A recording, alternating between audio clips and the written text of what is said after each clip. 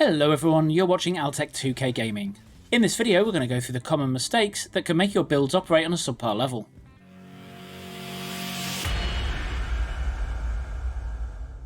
Let's get started, and let's start with some basics.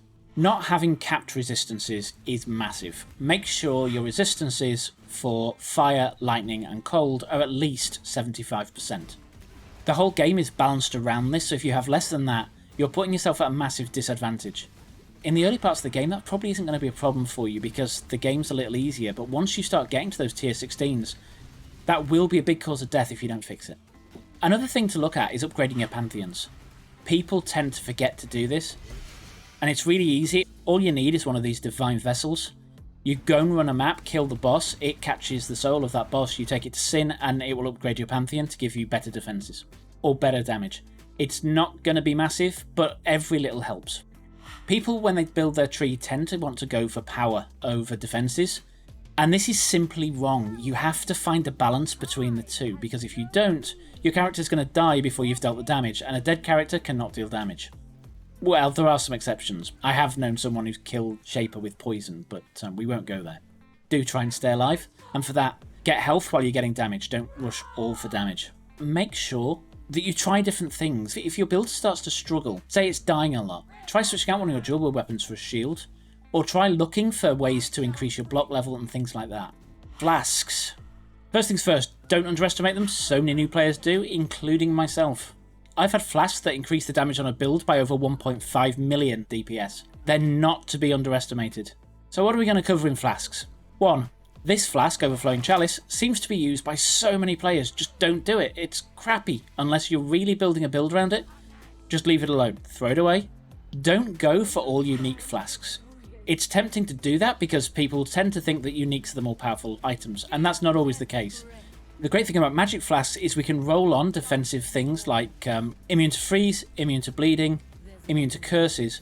All of these things during flask effect are absolutely amazing for keeping your character alive. So you want to make sure you've got enough magic flasks to cover those gaps. And last but not least, people seem to forget to upgrade their flasks. Grab those glassblower baubles and upgrade your flasks. If you do it before you craft them, it's only going to be 4 to get them to a full 20%.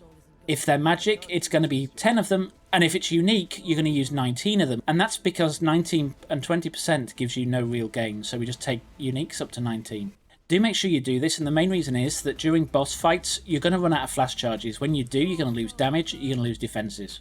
Unless, of course, the boss has ads, but some of them don't, including Cyrus. So with these bosses, we want our flasks to last as long as possible, so we're dealing more damage and have more defenses for longer. Increasing your flask quality increases the duration of them and therefore makes them last longer throughout the fight.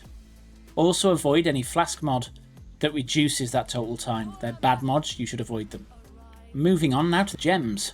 A lot of players tend to get to like level 14, level 15, they've rushed all the way there to try and make some money, and their build starts to die a lot.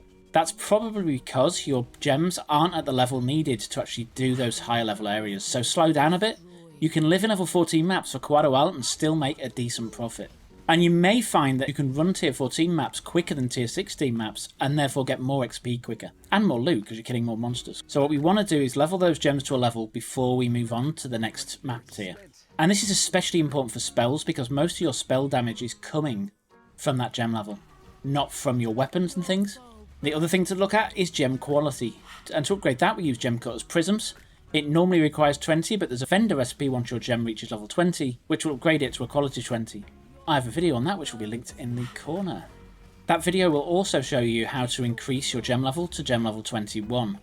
And that's incredibly important for spells because, again, more level means more damage. Note also that sometimes quality 23 will give you more damage than a level 21. So do look at that carefully because you can get both from the corruption method.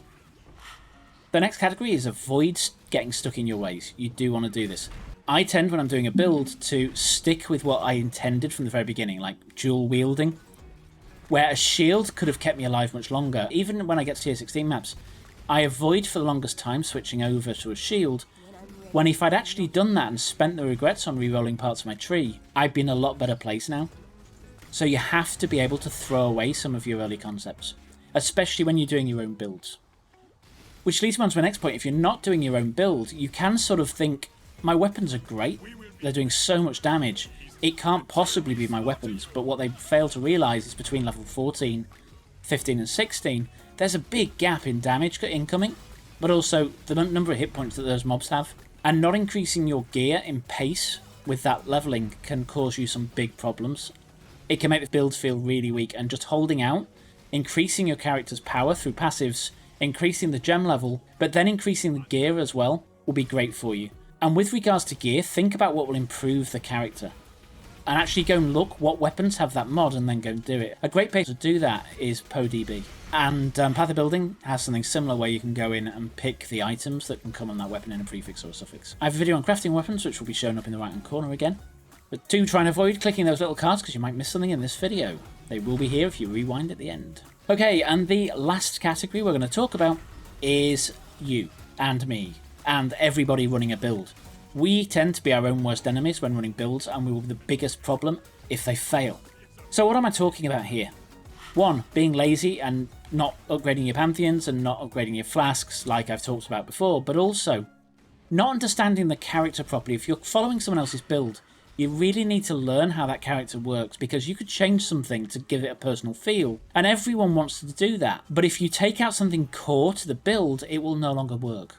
Also, map mods are a big part of death. If you roll a super map that works directly against your character's abilities and mechanics, it's not going to work very well. Like having a 50% chance not to apply bleed on a bleed character is not very good. So learn what map mods affect your character and then avoid them on maps you're going to run. Another great example is cannot regen life, cannot regen mana on a build that's life and mana heavy, or cannot leech on a build that gets all of its life and mana from leech. That's just not going to work with the character. And Reflect is another great reason why people will die. Fizz Reflect, Elemental Reflect. If your character doesn't have a way of dealing with Reflect, you're going to die regardless, and you just cannot run that map. And sometimes, I've died 3 times on a Fizz Reflect before realising it was actually a Fizz Reflect map. I have a video on how to handle Reflect if you come across it and you need to run it with your current character. That will also be shown in the top right hand side of the video. Another thing that can trip us over is a lack of focus on the build, and I don't mean the focus skill gem. I mean a character that tries to do too much.